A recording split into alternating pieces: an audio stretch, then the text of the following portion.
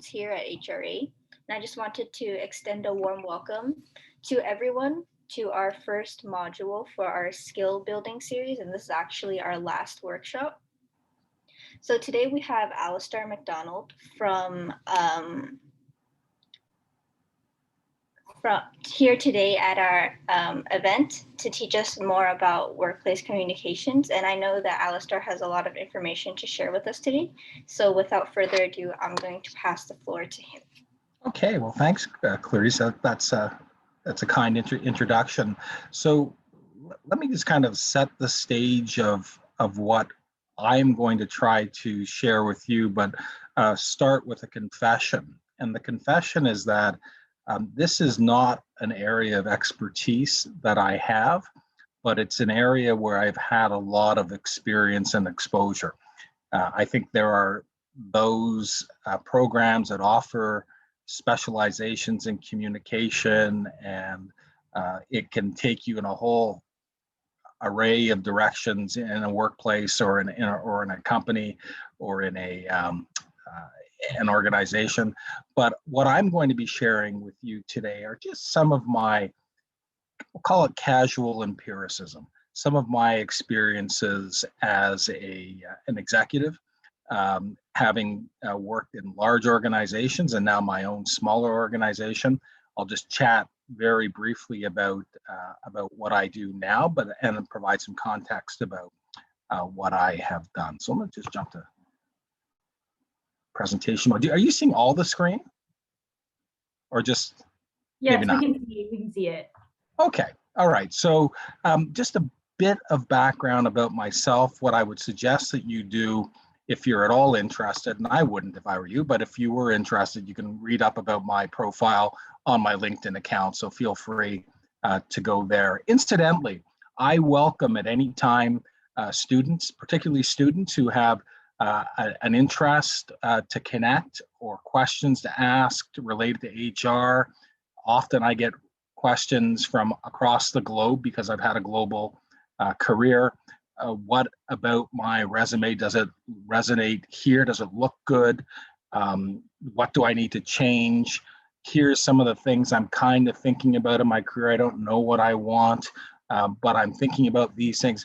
Always happy to make time to have those conversations. So one of the great things that I've learned in my career is networking is incredibly powerful. Don't forget about the people that you have worked alongside in this association, that your paths, believe it or not, will likely cross again. Even if someone were to return home to work in Vancouver, the chances are there will still be people in Toronto, or people who have gone to Shanghai or to Kenya or goodness knows where. The world is very, very tiny. So take the opportunity to, in your small groups, to keep those connections. You're not going to keep connections with everyone, but it's really important to keep a few connections. And you'd be so surprised, and I'll share with you a story later about how my career, when I started coming out of grad school, in fact, impacted my current work that I'm doing today. Could never have planned it, could never have understood that, but the stars aligned in such a way that the experiences that I had at that time, back in 1987, actually served me in 2020, 2021, and beyond. So just in terms of my background, I started off as in labor relations. So I was largely the mouthpiece for organizations negotiating collective bargaining agreements with unionized employees. I retired from Nestle as the Senior Vice President HR for Nestle in Canada. It was roughly a $2.6 billion business, and it was many, many businesses, very exciting place to be, a space to be. And we'll talk a bit about COVID and communications later, because there were some impacts to that.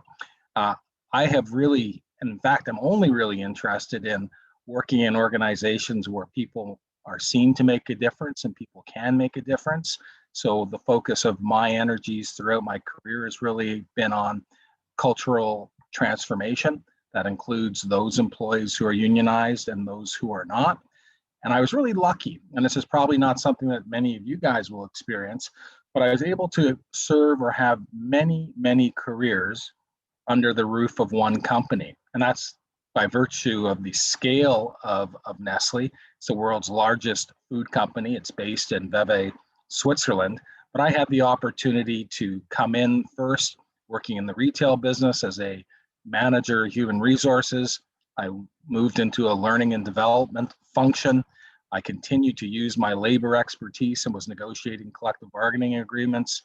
I've been involved in mergers and acquisitions and divestitures of businesses in Canada. And then I was given the opportunity to expatriate to Kenya to lead HR in sub-Saharan Africa. So I was 21 countries in sub-Saharan Africa, which was a complete change of space, of mindset, totally different when you're in a business in Canada where you're selling caseloads and truckloads of and delivering caseloads and truckloads of product to Walmart, as opposed to developing small boxes going into a wet market in Kinshasa, Democratic Republic of Congo. Totally different environment. But I was very lucky with Nestle to have been exposed to very, very different work structures, very different economies,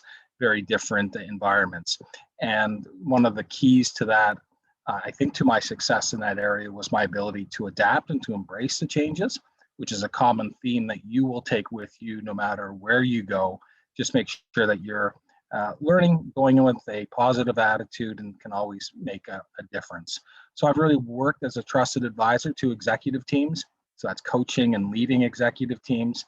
And I played a big role in communications as well, both in Africa and here in Canada. Now, a good measure of success of the organizations that I've worked with in terms of our communication has been the kind of feedback that we receive from employees. And I was very proud that while I was leading the HR function in Nestle in Canada, that we had external recognition for our leadership in communication, our leadership in a great workplace. And communication played a big part in that. And I would just say about the Globe and Mail Morneau Chappelle Employee Recommended Workplace Award that the really nice thing about it was the feedback or the decision to select Nestle had nothing to do with anything that we could control, but had everything to do with the employees' perceptions of how we as leadership and we as an organization were effectively hearing the concerns of the employees. And that becomes important as we talk about communication today for reasons that I'll get into shortly. So enough about me. If you want to see more, go to the LinkedIn profile, and if you have any questions, please stay in touch. Just take a second to read this.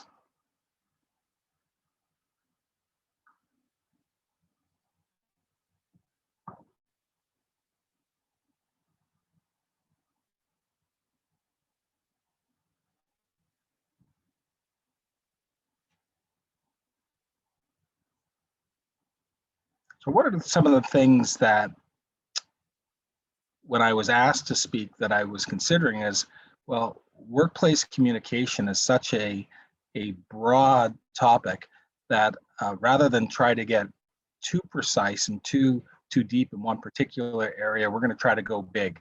And what I like about this particular comic is that it isn't just about the communication in the workplace as the organization communicating to all employees, but there's also a huge component of effective communication from individuals in the workplace. And I'm often interested in what it means in terms of communication skills of line managers or bosses to employees, plus the kind of feedback that employees, or what kinds of avenues are open for free flow exchange of information within the organization. What I'm going to do during the course of our time together is I'm going to be presenting or suggesting or offering up some scenarios And I'm going to make this highly interactive. I just want you to speak from your gut as to what you think the lesson could be, or what you think of a particular scenario. So is that clear with people? So I just want to make sure we're all aligned on that. So I know it's early for your generation, but you're going to work a little bit over the course of our time together. So what we're going to talk about in terms of the agenda is why we communicate in organizations, what it is, the forms that it takes, who is communicating, and I'm going to talk about that being important in terms of situations. There are some situations where if you're communicating a message from a CEO to all of the employees, is that the best form of communication, or is perhaps a more optimal form where it comes from the line manager themselves? We're going to talk about the impact of personal communication. This is where I want you to start thinking about, okay, you're working in an organization, working somewhere, you're working, in fact, on this organization, this association that you've created. What's the impact of personal communication? What's the best form of communication? We even had a situation today where perhaps the flow of communication in this meeting was suboptimal. So a long time ago, I received a LinkedIn request. Can you hold the date to talk about communication? I said, sure. And then I received an email from, was it Serena? Is that right? Or Serena? What's the pronunciation? I think it's Serena. It's Serena. Okay, so I got an email from Serena a long time ago that I ignored. Not terribly effective communication because I was doing other things, and no excuses. I ignored it. And then I received another nice, kind note from June saying, by the way, did you ever hear back from Serena, and did you respond? And then this morning I sent a note back to June saying, hey, how do I get onto the call? So there's a bit of a breakdown in communication. And what we'll see in workplace communication is those kinds of things can happen. And so that good organizations really start to think about effective vehicles of communicating, and the impact of effective communication can be quite profound. And then we want to talk about access. And by access, I mean, what is the best form or mode of communication? Sometimes sending out a big memo that's posted on boards is okay, but perhaps is not read by people. And if you have a really serious message that needs to be conveyed, then your communication in the workplace needs to be adapted. And then we're just going to talk a bit about people wants as well, and this is where you guys will play a big role. So there is oral communication, the kinds of things that are communicated orally. There's written communication. What's the best way to convey that information? And then there's nonverbal communication. What isn't being said? And we can talk about a scenario now about what if you're reading in the papers that you're working at a company that has just been leaked that there's a competitor thinking about buying the business.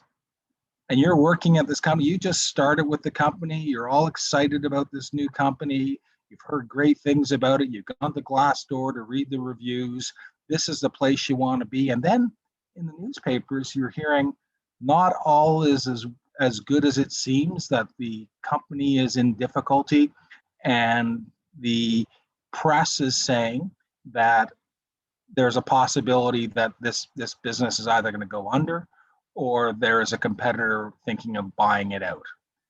What are your feelings when that company, under duress, is not communicating anything? What do you say as an employee? You're a new employee, all excited to work, and then you're hearing all this secondary or third-hand information about not all as well. What kind of communication would you be looking for? Now it's open for the floor. What kind of communication would you be looking for under those circumstances?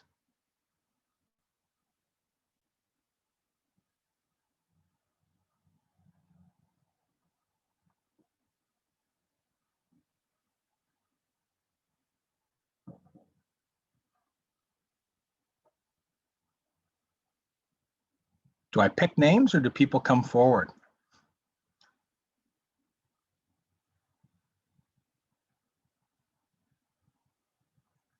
Can you repeat your question? Sure. So if say you just started working for a company you've heard great things about, you've gone to Glassdoor, you've seen all the reviews from the employees have been stellar. People have left the organization, say this is a great place to work. And then you receive a job offer from them, you're working with them or you're about to start working with them. And then you also hear about in the press that the company, not everything as rosy as it seems. That in fact, the company is experiencing troubles, and that in the press, there is open talk about a company likely to go under, not survive. And you are about to work or you are working with them. What kind of communication would you expect from that organization? Right. So if I can speak, but if I would work on, I would expect communication that is not transparent at all within the company, given that they're given a lot of positive reinforcement within reviews, but they're also having a lot of negative and very unfortunate news in the press and in the media. So within the company, I'd expect that there would be a lot of untransparent communication and perhaps some unclear communication as well. Oh, it's very, very good. Everybody agree with that?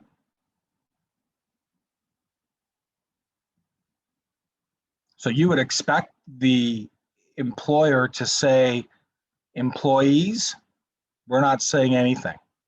We're not talking to you. We're not telling you anything about our situation. And how do you feel as an employee were that to play out that way? I would actually expect transparent communication. I think the company that would probably be very open, be like, hey, this is like, I know we're going through this stuff in the news, but this is how we're actually like, or like they clear it up. So I feel like if you're not transparent at all with your company, then people will choose to leave on their own and they'll like not stick behind the company. Right. Okay, interesting. That's a totally different perspective from the first one we heard. Anybody else? Yeah, if I could add in, I feel like they might say, we're going to have a meeting about how we're going to deal with the press, because if somebody finds out that you're an employee at this company, they might call you for an interview or whatever, and we need to follow what the PR team is telling us, or the PR firm that we hired to navigate through this is telling us to do. So they might call a meeting or run a last minute emergency training session, something like that, just to figure out how they can clear their name or maintain their reputation and kind of get out of like that situation.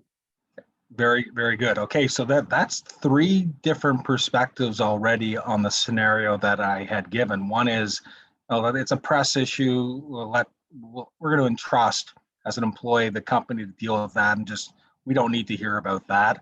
Another one where there's an expectation of transparency, and then even another more in-depth consideration about, well, how do we manage the spin on what is being sent in the press? How do we do that? Do we have an emergency meeting with all staff? How do we communicate that? So that's just a simple example where in HR, those are the kinds of issues that may well arise in the workplace. That there may be situations where terrible things are said about an organization or rumors are being spread about an organization. They might even be false rumors about an organization. But that HR needs to have an understanding of what are the implications of those rumors on the employees, on morale, on transparency, on a commitment to be honest, on a commitment to make sure that what employees need to know, in fact, is shared with them at the appropriate time. Those are all the kinds of practical considerations that need to be considered. So let's take it out of the theoretical and let's talk about a very practical example of that in Canada now. So we will all remember COVID, and we will all remember that COVID had a disastrous impact on a lot of people. And certainly one industry in particular was really badly hit. What industry do you think that was? Take a guess.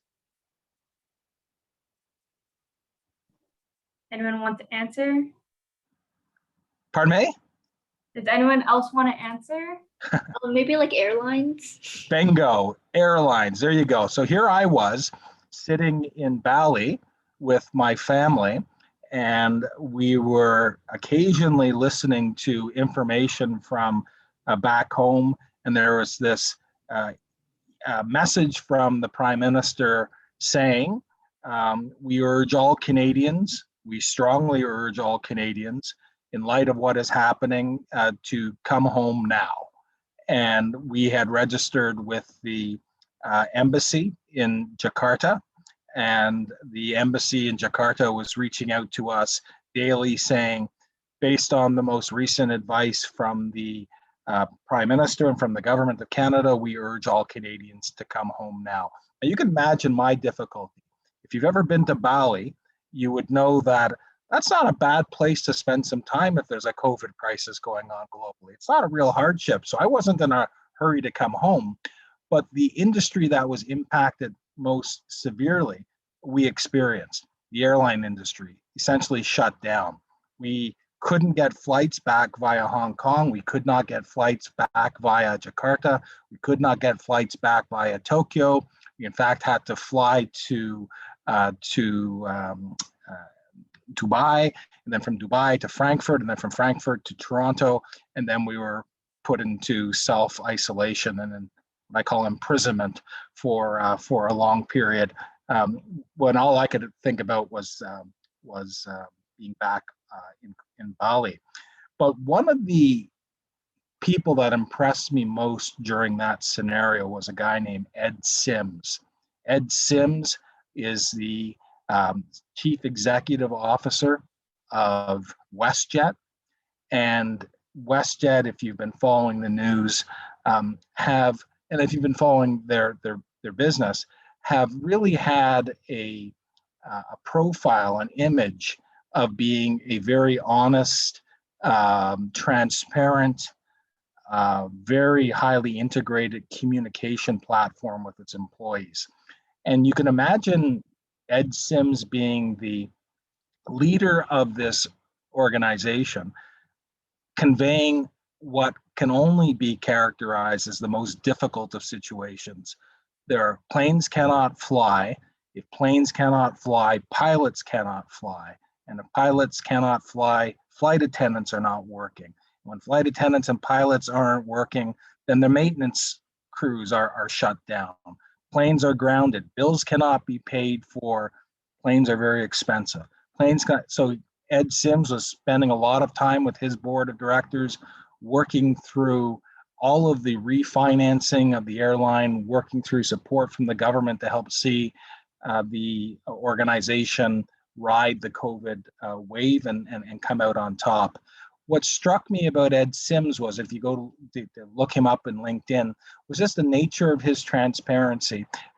But more importantly, take a look at the comments that employees made to him in relation to the difficult decisions that the airline had to make with respect to layoffs. The key themes that stood out for me were clear communication, honesty. We loved working for you, Ed. You have guided us through difficult times. We love this airline. We love to be associated with this. And although, unfortunately, I no longer have work here, I just want you to know how much I have appreciated working in this organization and hope to come back someday. Now, that to me is a wonderful story of an organization that took workplace communication very, very seriously. That there was clearly a lot of work that was being done, executed in part by the HR group and the communications group, but led through leadership through Ed Sims in terms of walking the talk, really meaning what effective communication meant, not sugarcoating the bad news and being very transparent. And when it came to the point that people who would have loved to have stayed in the organization could not, their reaction at the end of it wasn't bitterness towards the organization, wasn't bitterness towards leadership, but it was they were honest. They gave me the straight goods. They didn't play me along. So when I the question earlier about what would be the best strategy if you're going to go to a company that you're hearing in the press isn't feeling there's a sense that the organization might be sold or that it was in difficulty. It's, I think, a good principle to hold on to in life and in these situations where truth matters, and telling the truth at the appropriate time really does matter. And I think Ed Sims kind of embodies that for me. So why bother communicating? Let's talk about employee morale. What do you think? What do you think the advantages of effective communication can be? There's probably like built up trust and loyalty from communication. Yeah, you're building your bank of trust. Very good.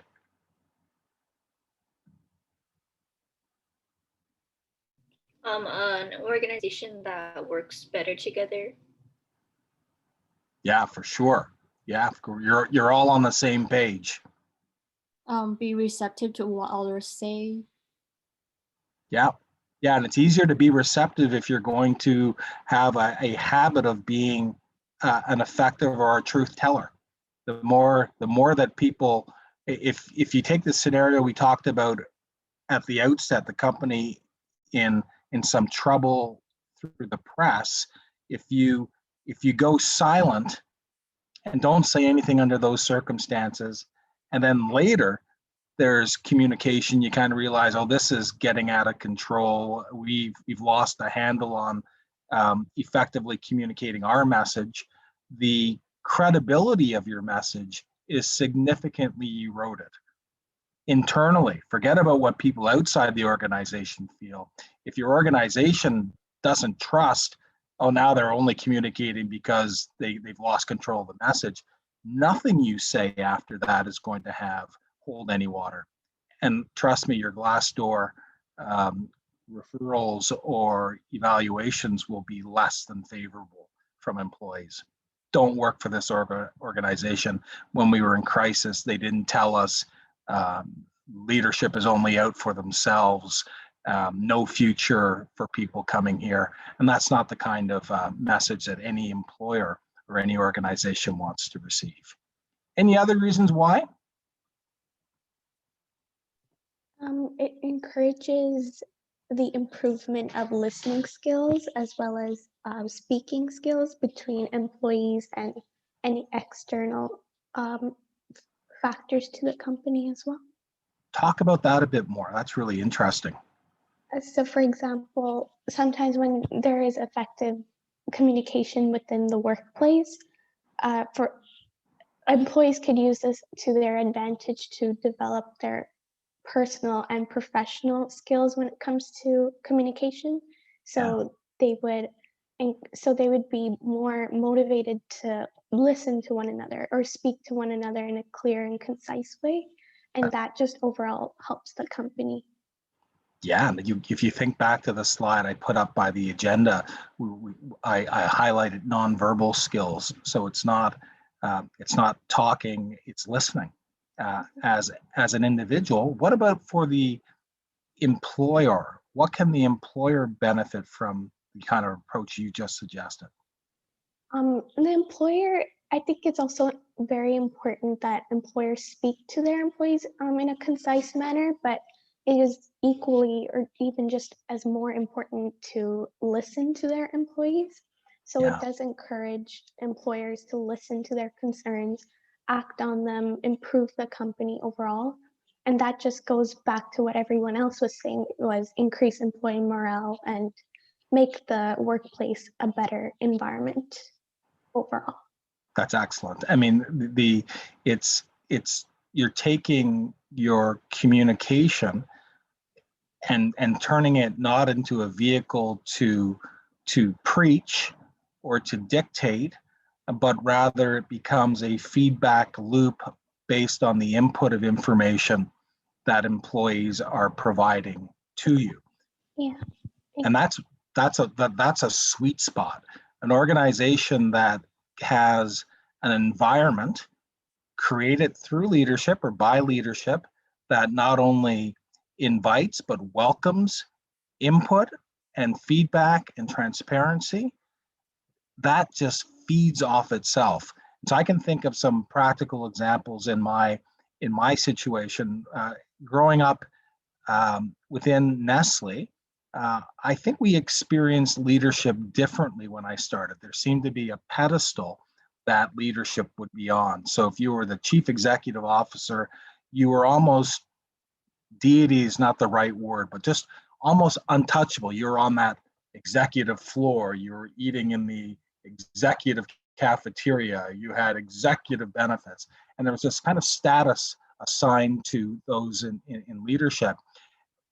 Whereas accessibility from those people wasn't very good or very clear. And so what happened was, well, the information was clear, but the accessibility to leadership wasn't great, because there was this kind of this sense of hierarchy within the organization. When I was later in my career at Nestle, the first chief executive officer, CEO, a guy named Ed Mara, came to Canada.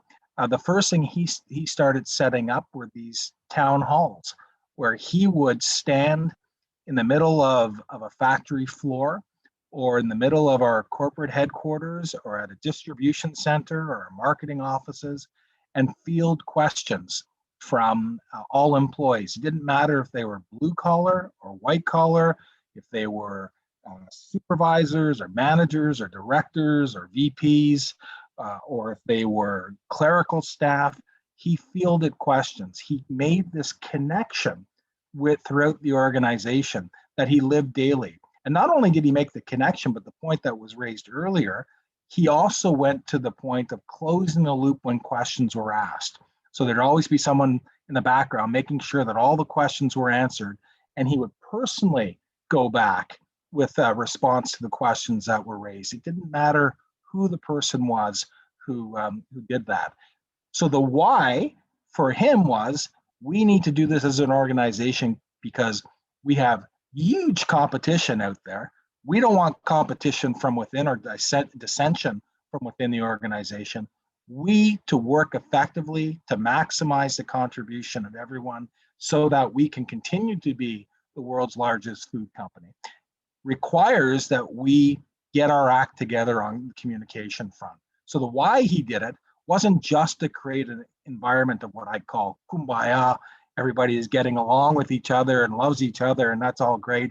But there is a real purpose, a real business purpose for doing this, that when people are aligned and working towards the same objectives, those objectives are better achieved when there's cohesion.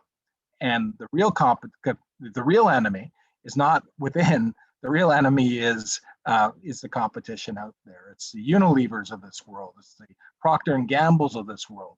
Those were the competitors that we needed to beat. We needed cohesion and a team working together. Okay, so what do you communicate? Now let me talk a bit about this, and then I'm going to give you some scenarios to kind of walk through. When would speed be a consideration? We're not talking about the vehicle in which communication is done. I'll give you some examples of that. But when would speed be a consideration?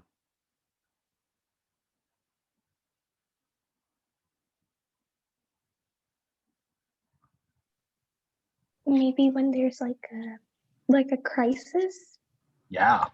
So like what do you? COVID. Yeah, like okay, COVID. But I cut you off. Go ahead. Oh no, that's all I had to say. Yeah, you can continue. So let me give you an example that none of you will have, I'm sure, ever have experienced.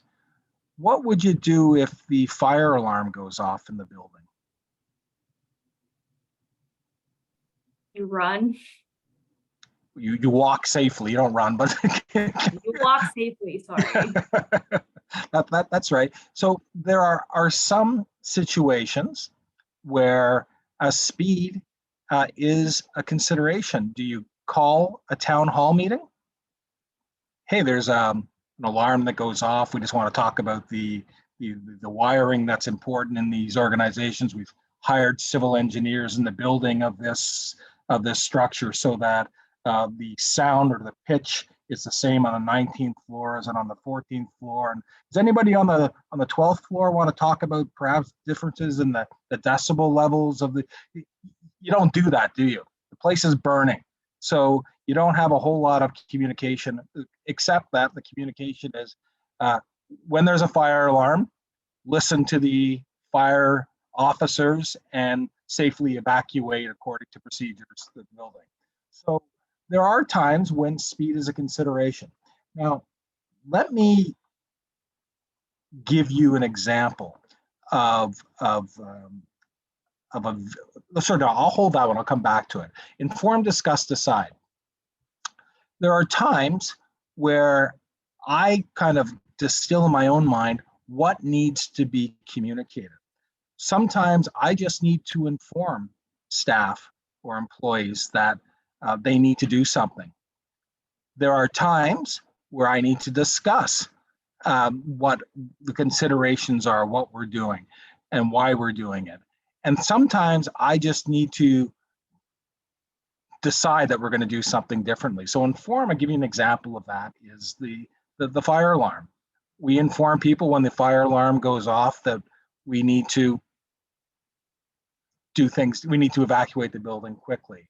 Discuss, let's take an example where we're talking about a marketing strategy on a particular product or brand, or we're talking about the purchase of a particular asset for the organization, or we are entertaining various suppliers who may provide a service to the organization. There are times where it's a discussion. And then there are times in leadership where you just need to decide this is what we're going to do. So what you communicate and how you communicate it is very much a function of the circumstances. A question that I always like to ask whenever an organization is communicating, and the thing that I believe everyone thinks about when a message is conveyed or shared with you is, how does this impact me?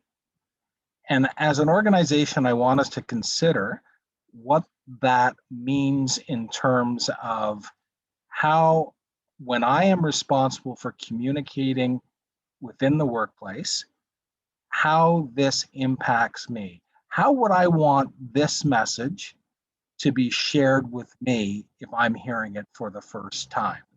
So let's go back to the situation where we have the press talking about a company under duress, in trouble, and we have some within the organization concerned about what is happening. Some who are oblivious, don't really care. Whatever happens, happens. No big deal. But as the one who, to use the expression, controls the pen or controls the communication, one of the things I always asked myself was, what would I do if I were hearing this for the first time? How does it impact me? Can you think of a situation where you have heard third hand communication that you wish you had received a different way?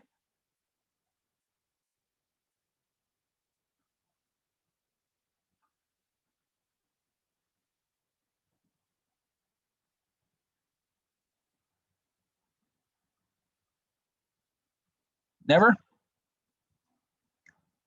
Okay, well, I think it's more of a mindset than anything else, and that's the message here, that as the one who wants to improve workplace communication, always think about, if I were hearing this for the first time, what would I want to hear? And that will guide the kinds of the forms of communication that you will take. So there's different kinds of communication in the workplace. We know that we have technology now that allows us to use Messenger. We can phone people, we can email people, we can have fancy postings on electronic boards, many forms of communication, but each situation dictates what is the optimal vehicle. Let me give you an example, and let me get your thoughts on this. North York, 3 years ago, at lunchtime, at Mel Lastman Square, somebody driving a white van is driving down the sidewalk and is hitting pedestrians indiscriminately. People are dying. North York, lunchtime, the Nestle Canada offices are located a 5-minute walk away from Mel Lastman Square. You're in leadership. What is the communication to employees?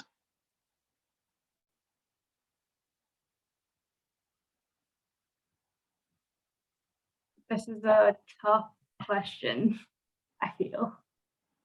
It's a real question. Wow. I think I need to think more on this. So let me make it more complicated as you're thinking about it. The reception desk is being inundated with calls from family who are saying, Josephine works at the North York offices. I haven't heard from Josephine. Where is she? A son calls and says, my mom works there. She normally calls me, hasn't returned my call. Help me find her. I think as a company, I'd probably first send out like a mass email or news saying that Nestle is like working with like the police and like working with like the government or like working with whoever to like try and figure this out, and like if everyone can like, I don't know, like be relaxed. Yeah, so you can't reach your mother, and so the employer says, take a chill pill. Come on, we're working with the police.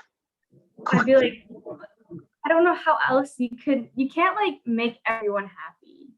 I feel like Yeah. there needs to be a balance, and like some people are going to hate like the company's decision, but like in this situation, there's not that much Nestle can do if no one has any idea of what's going on anyways. Okay, so let me push you a bit on that. There's not enough that Nestle can do. What could Nestle have done under that situation? And could they have like done like a head count with like make sure like every manager like kind of like takes note of where their employee is? Excellent. Yeah. What else? I was gonna say that too, or have someone who's on each floor of the building be the in charge.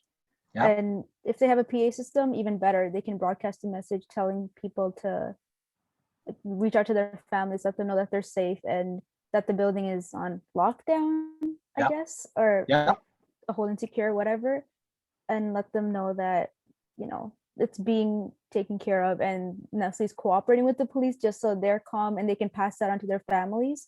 Yeah. And same thing to the receptionists who are getting bombarded with these calls, just so there's, I guess, communication and everyone's kind of on the same page as much as possible, and giving them updates as the situation progresses, just so people feel in the loop. That's great. I mean, that's perfect. And so one of the things that had happened, I think, June, you were alluding to it, is it immediately became, obviously, you know, this is a true story. It immediately had become a reality to Nestle that we had no effective emergency response. Yes, it was a police report investigation at this point, so there was going to be no releasing of information from the police. So that was a key message that needed to be shared when people were calling looking for information. But we did not have an effective single source of truth on how to respond in these situations. So we had email, everybody had an email account, everybody had a phone but we didn't have people set up for emergency alerts. One of the things that I did implement when I left the organization was an emergency response system sent out by SMS. So most people, by and large, not everyone, but most people, by and large, carry their phones, and we wanted to be in a position where we were in a difficult situation, could activate the emergency response system. That was not in place at the time of the incident. And unfortunately, as is often the case, these are the kinds of solutions that often come after the fact of tragic situations. So you can imagine how that son felt calling and speaking to reception and not being able to reach his mom. You can imagine how a partner or a husband, wife would feel if they're unable to reach one of their loved ones. And so one of the things that that we did as a company was to say, because we care about you as individuals, we recognize that thankfully no one was injured from Nestle. But because we care, we recognize that our communication systems were less than optimal here. Here's what we're going to do. If you want, it's voluntary. If you have a company phone, it's automatic. You're going to get responses. But if you have a personal phone and you wish to be updated of emergency situations, you can register going forward. And we were able to perfect that. There's a good example of effective communication in the workplace, born out of a difficult situation. Here's another situation that I can share with you. While I was the head of HR in Nestle in sub-Saharan Africa, you may or may not remember, maybe you want to Google it at some stage, the Westgate Mall terrorist attack. There were a group called Al-Shabaab, linked with Al-Qaeda in Somalia, that have been for years at odds with the Kenyan government, and a group from Al-Shabaab had attacked the Westgate Mall in Nairobi, Kenya, and killed 62. We think 62. I think the final number was never really established, and burnt down the mall. My wife and son were 2 minutes away from going to the Westgate Mall that day. And I only learned the day after, because I was on business in Malaysia, in Thailand, sorry, that they were there. And I was in my hotel room watching CNN, seeing smoke billowing out of the rooftop of Westgate, hearing about this attack, and I was unable to reach my wife and son. The horror, the sense of helplessness. There's nothing I could do being on the other side of the world that I could do to reach to find out if they were safe. And it was only because in our compound, we had arranged a compound barbecue that day, that I had the emails of other people living in the compound.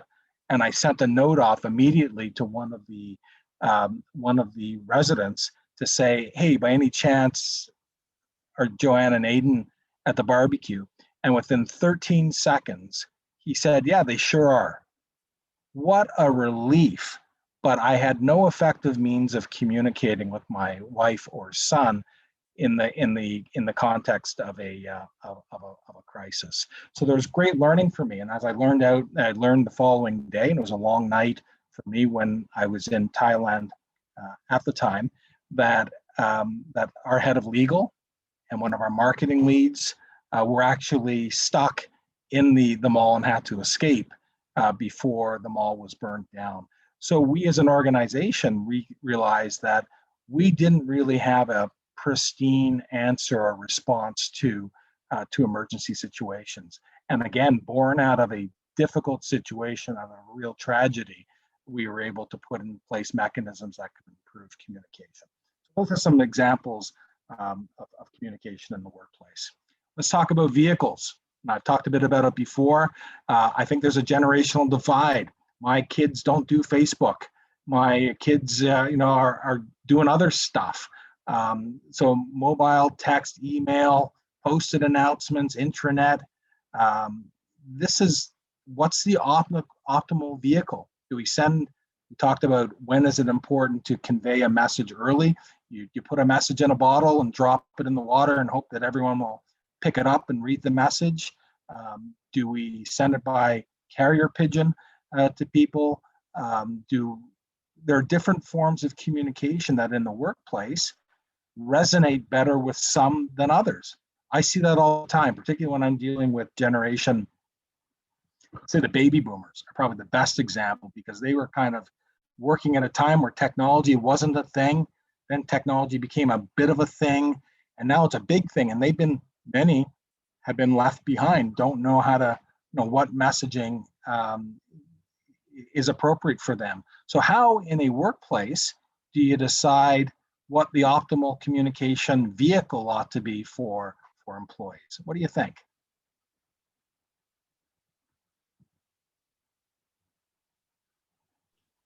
I guess depending on like who is within your workplace, like maybe like the age group or type of people you're working with, seeing like maybe which may be more comfortable with them. I guess personally for me, I feel like it would be dependent on each workplace situation. Okay. Mm-hmm. What are you, others? Thanks, Ken. I think it depends on the situation.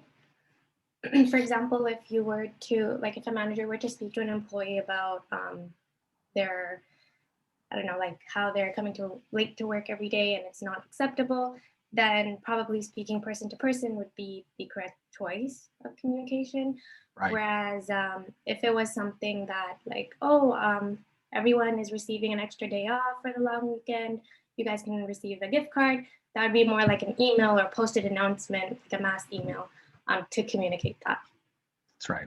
So I think both you and Kenneth are onto something, that it really is situational, and what is optimal. Maybe in emergency situations, you might, as an employer, want to narrow down the forms of communication to say, for emergencies, we are going to use SMS, just because of the immediacy. You don't want to run the risk of saying, well, didn't you read the email? You don't want to put yourself in that situation. Okay, just mindful of time. Impact on communication on organization individuals. So what do you want? What you don't want is what we talked about earlier. You don't want a situation where if you go silent when the press is saying negative things about the organization, you don't want your silence to be misinterpreted. In fact, you want to make sure that if you have a message, to be very clear as an organization what that message is, and to make sure that it's properly communicated. And that's in whatever form, whatever vehicle, you need to be very clear what the message is, and to make sure that it's not open to misinterpretation. I think, Abshay, you talked about something that's important. That's the relevance of one-on-one communication from a line manager to an employee is critical. How they're communicated, that level of trust between them is essential. And the reason you want to make sure that the communication is effectively received is you want to make sure that you want to test if your message is properly being received. So if you are speaking with employees or communicating a message to avoid misinterpretation, and the feedback you're getting from employees, in fact, is saying the opposite. They don't understand at all what you're talking about, or they understand that the business is going under when in fact, you had a disgruntled shareholder who's trying to trigger a hostile takeover of the business. You want to make sure that whatever message you are trying to convey, in fact, is being received. That's the measure of effective communication, not just having a good strategy at the right vehicle, but you're actually receiving impact or feedback from employees as to the message being received. I go back to the scenario of Ed Sims at WestJet, and there is no doubt that the employees who are being laid off, some permanently, understood the gravity of the situation of what COVID was doing to the airline industry. They understood how it was not possible for employment to be sustained in that context, and they did not walk away hostile towards the organization or Ed Sims, the leader of the organization, because they felt what he said was truthful. He dealt with their issues, and there was no ambiguity in the message. And that, I think, is the measure of really good and effective communication in the workplace. Then access. I gave the example earlier of access and how all CEOs and all leaders really want to make themselves available. No pedestals, no prima donnas, no grandstanding. I love the image here of a Zoom call with everybody on it, everybody having access, having input, making sure that your voice matters. When I talk to my kids about their work now and what they value honesty, they value transparency, they value having a voice, and they value to be understood, and they want to understand what the organizations they're working at stand for, what they believe, and they're looking at leadership and saying, how do these people measure up to the values that I have as an individual? So having access is really important for those in leadership, because they want to make sure that they're not pretending to be something they're not. They're actually making themselves accessible to those in their organization. So some people want considerations. People want the convenience of the right kind of communication. They want to know, they don't want to hear about they had a extra day off, to use the example that was shared earlier. They don't have to show up on Monday because they've been given the day off, only to show up on Monday at work having not read the email that was sent out over the weekend. So they want the right kind of communication that make sure that everybody knows they don't have to show up on Monday because they've been given the day off. People want to feel valued. And when you feel you have a voice that you can express and that you're heard, and that there's a closing of the loop of the communication that's being received in the workplace, that really engenders and breeds a healthy workplace. And people want, as we talked about earlier, the straight goods, the truth, honesty. And I gave the example, and I put ES, and that's Ed Sims, vulnerability with a sense of confidence. So Ed Sims was able to say, WestJet, we're going to survive this. And, down the road, we hope that people will be that you will be part of that. But at this point in time, we're not there yet, but we're confident in the future of the organization. The feedback that I was seeing from those who were leaving the organization was absolute trust in the organization, notwithstanding the difficult circumstances that they were in by virtue of COVID. The ability to provide feedback, I think, is we've talked about, and the intersectionality of values. And by that, I mean people, and I'm sure you're like that, want to be associated with organizations with values that you share, that you don't want to work for a company that kills babies. You don't want to be working for an organization that is destroying the planet. You don't want to work for an organization that doesn't care about human rights. And so if an organization has a great opportunity to make sure that the values that the employees share are in fact communicated broadly within the organization, because you want to stay and work and prosper in organizations that have shared values. Otherwise, it's just money. It's just you show up and there's no connection. You're going to spend a third of your life in work. You might as well do that in an environment that you feel valued, you feel you can contribute, that you have shared values with the organization, and that the organization itself can be trusted. Let me give you a couple of, just a few examples, and then we will go to questions. How am I doing on time? You have around 15 to 20 minutes left. Okay, we'll have time for questions. Okay, Covan's response on Westgate, I've shared with you. Okay, so now here's a good example. We're now, it appears to be emerging from COVID. And you may recall the time, some of you who worked, or maybe you've heard from others who have worked, no one was really happy about being told the offices are being shut down. I'm accustomed to working with people. I look forward to that as part of my day. But now the offices are shut down, no clear sign when people would be returning to work again. Now, I'm starting to get used to this Zoom thing. It's not so bad after all. Well, I can walk around in my shorts and put on a dress shirt, maybe even a tie if I want to, or not.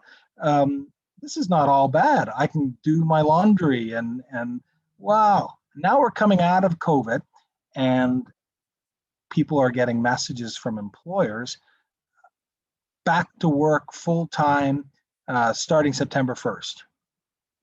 What are some of the concerns that you might have as an employee receiving that kind of communication from an employer?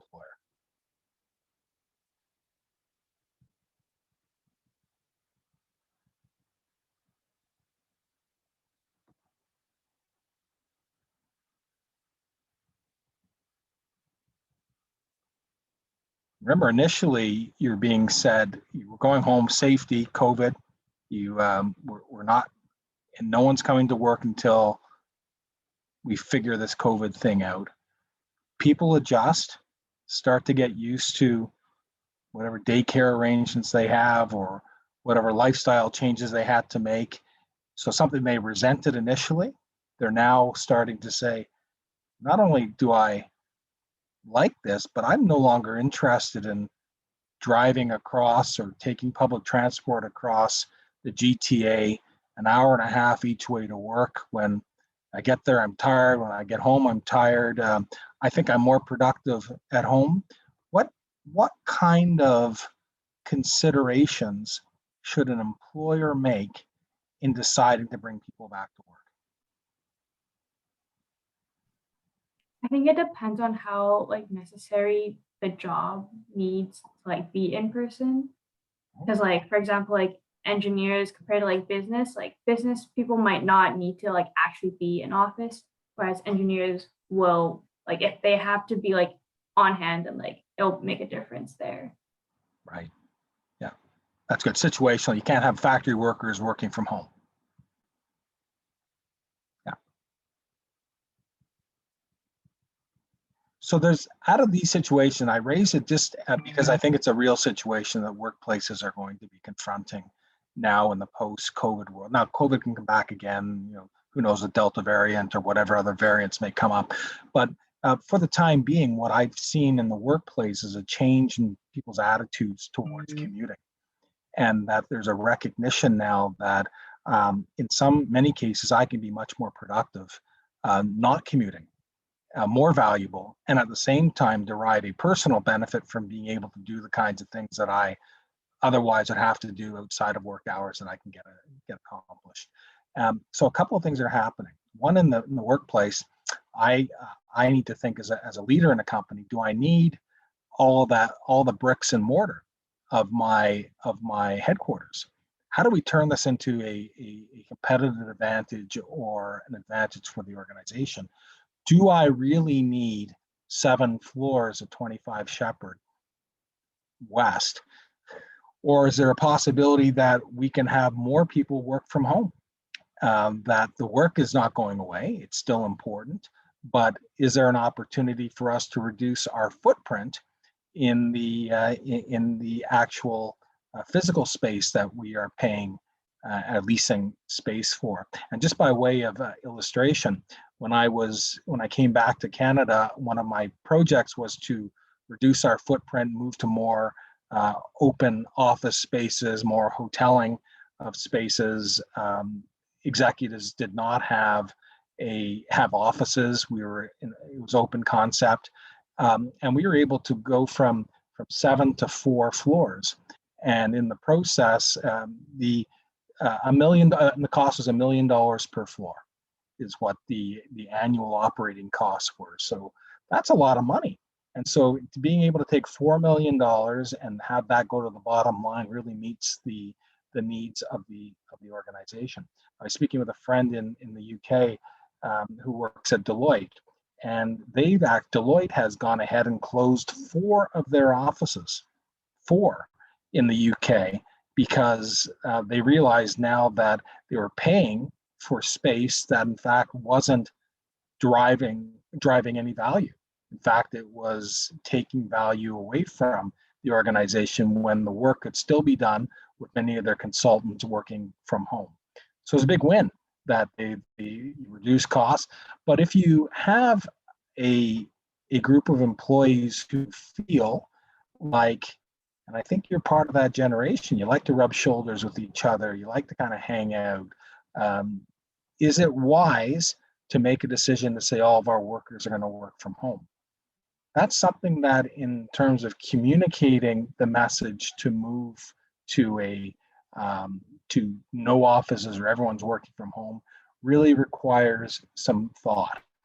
And finding out what your employees feel about those kinds of decisions becomes very valuable. So there's many forms in which the employer can solicit that information. You can have one-on-ones with your line managers. There could be some chimp monkey polls done. There could be feedback sessions, a whole host of ways in which an employer can find out what is best for the organization and for the employees. But the first thing to do is to find out what the employees want. And that is one of the tricks of effective communication in the workplace. Now, I have many more examples, but I'll hold off on those. And we've covered a lot of territory in a short period of time. You guys have been great. Any questions?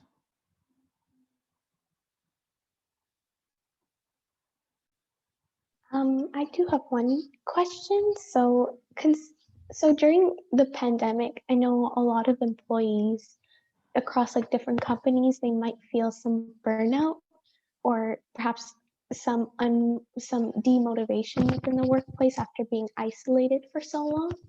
And so I would like to ask, in your company, in the context of workplace communications and supporting employees, what are some strategies that perhaps your company has implemented to keep employees engaged within the workplace? Or perhaps some ideas that you might have had to support employees when they feel burnt out or unmotivated during the pandemic? Yeah. So I run a consultancy business, and I have a fantastic team of one. I'm the business.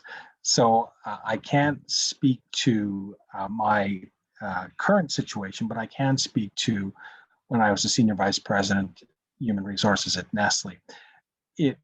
Every year, and I think I highlighted it in my LinkedIn profile, every year that I was the senior vice president HR at Nestle, we would conduct a survey of employees to gauge a couple of things. We wanted to know about their mental health. We wanted to know about their physical health. We wanted to know about their financial health. And we wanted to know about their family health.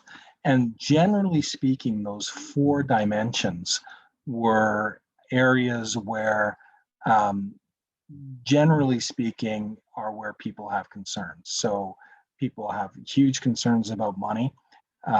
Just given, and my heart goes out to everybody who lives in the GTA because it's an expensive area in Canada to live. We know that generally people struggle with family, with relationships, with it could be with children, it could be their neighbors, but there just seems to be ongoing tensions, largely in family, maybe even expectations that parents have placed upon their children, either in school. Maybe some of you guys are in that position where there's high hopes that your parents are placing upon you, or there are people who mentally or physically, I should say, we know that depression, we know that mental health is the fastest growing challenge in the workplace today, and that costs in terms of sick leave, it costs in terms of productivity, it more importantly and more tragically, it costs people in terms of their lives. So we know that physically, the way that people sometimes deal or cope with that are through less than optimal things like drug abuse, like alcohol abuse, quite common. People who have depression or anxiety have secondary challenges with things like alcohol and drugs to soothe whatever ails them.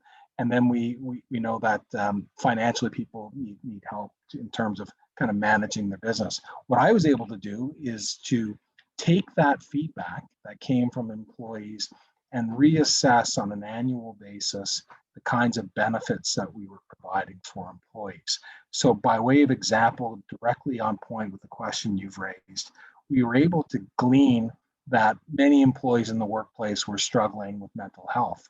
We also knew that in terms of our overall benefits package, that's things like drug coverage and eyeglasses and psychological help and those kinds of things, dentists, dental benefits, that we were paying for certain benefits that were not really being well utilized by employees. In other words, employees were saying mental health is a problem for us. We were not adequately providing the kind of coverage that would encourage employees to seek mental health solutions. And there were other benefits we were paying for that no one was even using the benefit. And yet we were paying because we were paying through an insurance company for this package of benefits. So we were able to rework the benefits package such that we could provide more support for employees on mental health issues, because that was an immediate and identified need that employees had flagged, and we were able to reshape the package of benefits such that we can improve that benefit. So that's an example. And I don't think it's any different if you fast forward to the COVID world, where people are still having a lot of anxieties.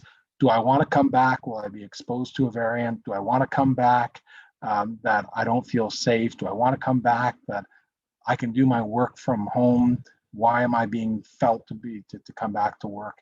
All of that needs to be treated very carefully by employers, as opposed to just coming in and saying, by fiat or by my direction, thou shalt come back. Good employers are taking the time to understand, okay, what is the impact of this change in the COVID reality going to have on employees? Thank you for answering that, especially as someone who's experienced burnout and unmotivation during the pandemic. It's nice to hear that, like you understand and companies are implementing and becoming more understanding of our situation. Yeah, it's everyone's situation. It's to no one's advantage to force fit a solution that is going to have negative repercussions for the organization. So anyone in leadership needs to be thinking, yes, first about employees, but also to the shareholder or to the business or whatever the business deliverables are. If you're making decisions that are going to adversely impact those deliverables, you're just not being a smart leader.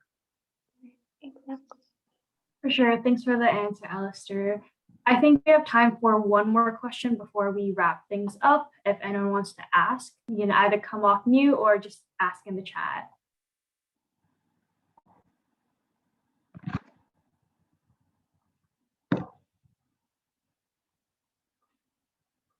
So we have one question from the chat from Winnie. She asked, how can we ask a manager to communicate better?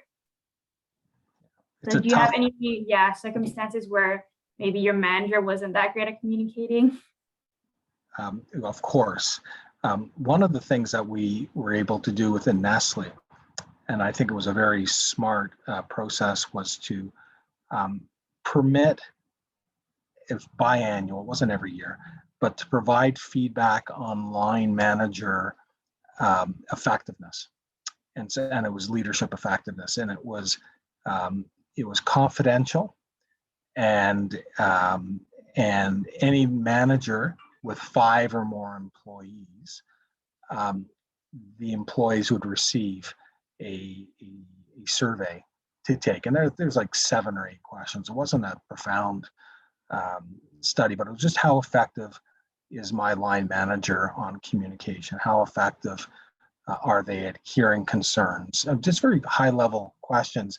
And out of that, you can quickly identify where there are opportunities for the development of line managers to get better in their communication skills. And we didn't use the surveys as a punishment for the line manager. It wasn't seen as a performance tool. It was really seen as a development tool for the line manager. They are in positions of responsibility, presumably because they're good at what they do. We want them to be better at what they do. So if by receiving feedback from their employees that there are opportunities to improve, that's better for them individually, professionally, they grow better. The feedback was anonymous. It's very difficult, I think, for you to create anyone to create an environment where an employee says to their line manager, "You suck" at communication. That isn't typically going to be received well by the manager. They might see that as they're being undermined, the employees being subordinate. People are people, and that kind of feedback really goes to the core of who you are, and that hurts. So what we did is we had structure in place that positioned the very same kind of messaging in a way which was seen to be a development opportunity for the line manager. So there again, it's a great example of how that is communicated in the workplace required a lot of sensitivity. It wasn't an opportunity for employees to beat up on their manager. It was really as an opportunity to say, we have a common goal for this business to be successful. One of the ways it's successful is if we're working well together. How well are these things working out, and are there opportunities to improve?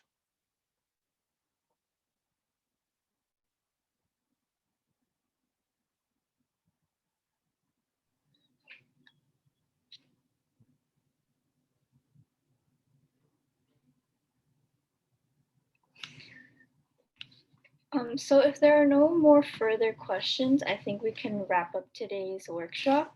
I just wanted to thank you again for all your insight and on the importance of communication within the organization and staying connected. I especially liked all the different scenarios that you brought up where effective communication is necessary. Before this, when I thought of the word workplace communication, I always associated that with just day-to-day conversations with your department to accomplish a task. But after today's workshop, I learned that it goes way beyond that. And thank you again to everyone who attended the workshop today. There should be an exit survey that was sent to the chat right now. Please fill that out so we can hear your feedback so we can improve our events in the future. And if you fill that out, you'll also be entered for a chance to win a $50 Amazon gift card, so don't miss out. And if you haven't already, please be sure to follow our Instagram account to make sure you stay tuned for any future events, our associate hiring, and our giveaway for the event. Thanks again, and I hope everyone has a great day. Thanks so much, guys. Thanks, Alistair, and thanks everyone. Have a great rest of your guys' Sunday. All right. Bye-bye now.